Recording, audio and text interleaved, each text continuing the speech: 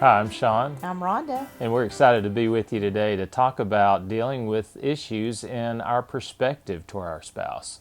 So, am I looking at the issue when I'm engaged with my spouse over it as something that's part of me and who I am, or am I looking at it as something that's a separate thing and my spouse and I are together on how we're going to deal with it? Let's talk about a two alternative versus a three alternative perspective. And sometimes, we can think that it's either my way or your way, and we have to choose between those two options. Or if we have a third alternative, it's our way. And we got this information from Stephen Covey. He's got an excellent resource on that. So, when we think about a two alternative thinker, the identity is found in that perspective. This perspective is part of who I am. And we don't want to lose our identity, so sometimes we'll hold on to the way I see things so that I don't lose my identity. And somebody else, like my spouse, for example, would be stealing something from me, stealing part of who I am if they don't agree with the way I think. So we want to be able to see ourselves separately from our perspective, and that way it allows us to be able to see our spouse's perspective. Right. We don't want to have a my way, your way, like we're competing against each other sort of focus. Our spouse is not a competitor that we're fighting against. So we have to see that if we believe we're truly one, we would have to say that my spouse's perspective is equal to mine. But how many times do you see that in a marriage? Yeah, we want to validate each other's perspectives. Right. In struggling relationships, it's definitely a my way, your way, or a black and white. Oh, that's really destructive. Not only are we seeing, and it's a form, I think, of my way, your way, but not only am I seeing it as my way and Sean's way, but I'm saying my way is the right way, his way is wrong or sinful. And so there's no way we could do it or any part of it.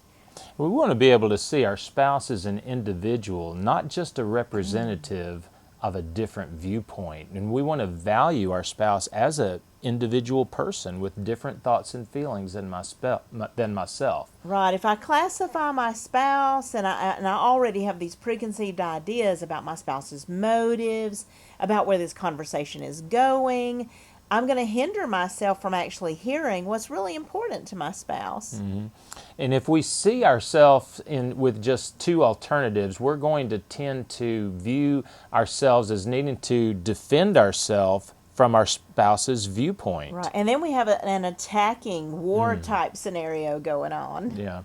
And we want to pursue something that our spouse sees that we don't see. And that actually becomes a very valuable perspective because I realize, you see something I don't see, and I really need that. And I think if we look at what God says in His Word about it, we see that, God created the woman to be a helper. Well, she has this natural drive to help and to present her ideas, but God told the husband to leave his father and mother and cleave to her, and that means pursue. So can you imagine the husband pursuing someone who sees it as a minister to help? Yeah.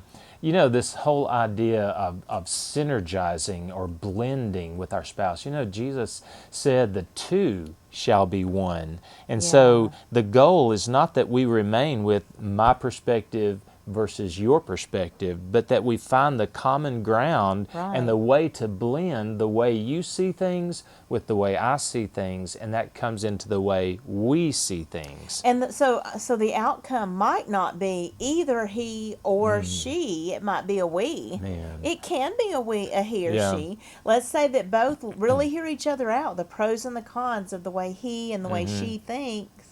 They might both agree, wow, I think the way you said it does sound good.